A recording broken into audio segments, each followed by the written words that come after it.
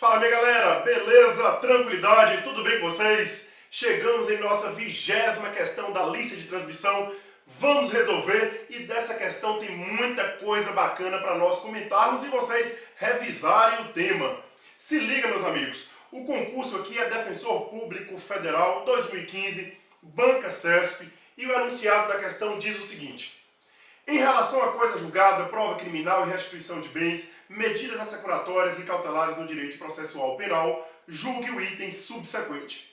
Aí o examinador nos fala: apesar da independência das esferas penal e civil, a absolvição criminal do réu, sob o fundamento de não haver prova da existência do fato, faz coisa julgada no juízo civil. E aí, amigos, verdadeiro ou falso? Antes de eu responder, se liga que o próprio examinador falou que existe uma independência entre a esfera criminal e a esfera civil.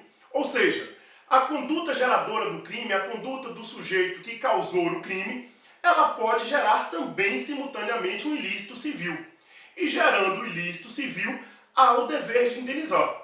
A pergunta é o seguinte: se o sujeito for absolvido no crime, essa decisão que absolve no crime faz coisa julgada no cível? Impede uma ação civil? Aí nós vamos organizar da seguinte maneira para vocês detonarem isso em prova. A decisão do juiz criminal que absolve o réu, ela faz coisa julgada no crime se restar provado que o fato não existiu, ou se restar provado que o fato tendo existido, o acusado não concorreu para o crime, ou então quando eu estiver diante de uma causa excludente de antijuridicidade, mas em relação à causa excludente de antijuridicidade, tenho exceções. Então eu preciso que vocês fiquem ligados até o final da dica aqui, da nossa resolução de questão, para entender as exceções quando eu falo aí da decisão que absolve com base em uma causa excludente da antijuridicidade. De antemão vocês já fixam aí, com base no artigo 386 do CPP.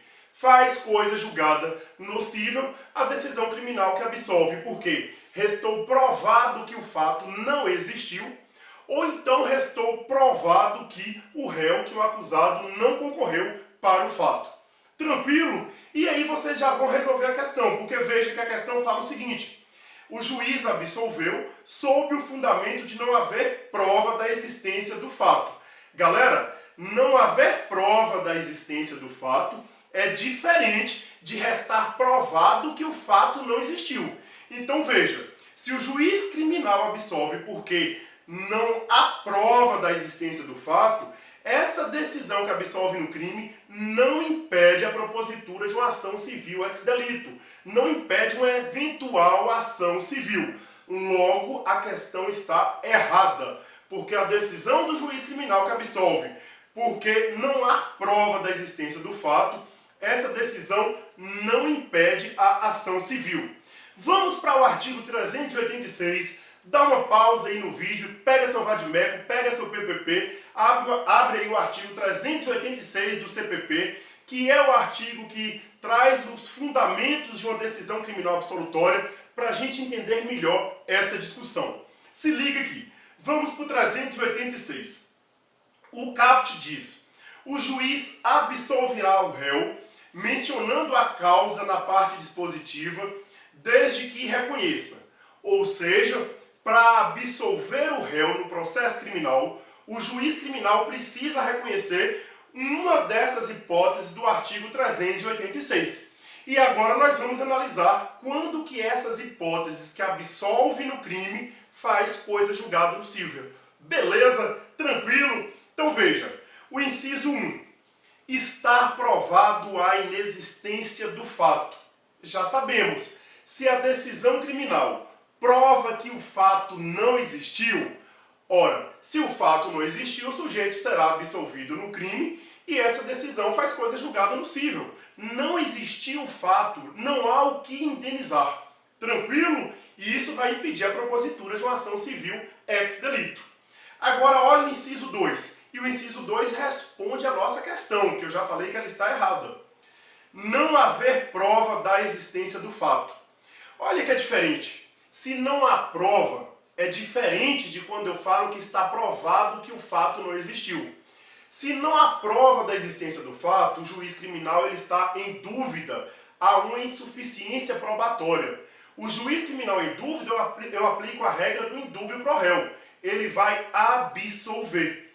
Mas essa falta de prova da existência do fato não impede uma eventual ação civil, não impede a propositura de uma ação civil ex delito.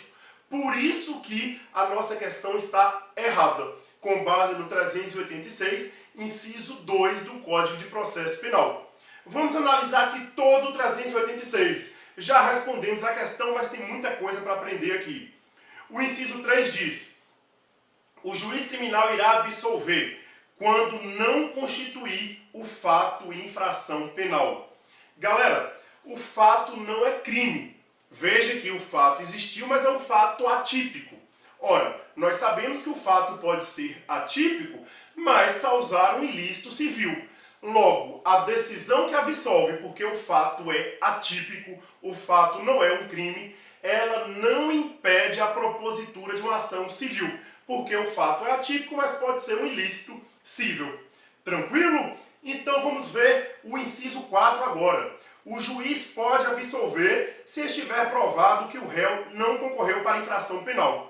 Aqui é bem parecido com o inciso 1, porque aqui diz o seguinte: olha, o fato aconteceu, o fato é crime, mas está provado que o acusado não participou do crime, ou então está provado que o acusado não é o autor do crime. Se eu tenho prova de que aquele sujeito não cometeu o crime, isso irá impedir uma eventual ação civil ou uma eventual indenização civil em relação àquele réu. Por quê? Porque está provado que ele não participou, está provado que ele não concorreu para a infração penal. Logo, essa hipótese aqui do inciso 4 impede eventual ação civil. Veja o inciso 5. Não existir prova de ter o réu concorrido para a infração penal. Aqui nós já voltamos para um juízo de dúvida. Não tem prova suficiente para afirmar que ele concorreu, que ele participou para o crime. Se não tem prova suficiente, se o juiz criminal está em dúvida, ele vai absolver. Novamente a regra do indúbio pro réu. Contudo, isso não impede a eventual ação civil ex delito para discutir se houve aí um dano nocível. Então o inciso 5 também não impede eventual ação civil. Vamos adiantar, correr que é muita coisa nessa questão para nós estudarmos o artigo 386 completo. O inciso 6. Existirem circunstâncias que excluam o crime ou isentem o réu de pena. Ou seja, são as hipóteses aí que eu tenho aí excludente da antijuridicidade, não é isso? Os artigos 20, 21, 22, 23, 26 e 28, parágrafo 1º do Código Penal, ou mesmo continuo a redação aqui do inciso 6, se houver fundada dúvida sobre sua existência. Daqui a pouco, quando eu terminar a análise aqui do inciso 7, nós voltamos aqui para essas causas excludentes da antijuridicidade. Tá ok? Porque, em regra, a causa excludente da antijuridicidade impede também a eventual ação civil. Faz coisa julgada nocível, mas aqui eu tenho exceções. Eu vou terminar a análise do dispositivo, do artigo, e daqui a pouco eu volto aqui para as causas excludentes da antijuridicidade. Combinado? Vamos então para o inciso 7.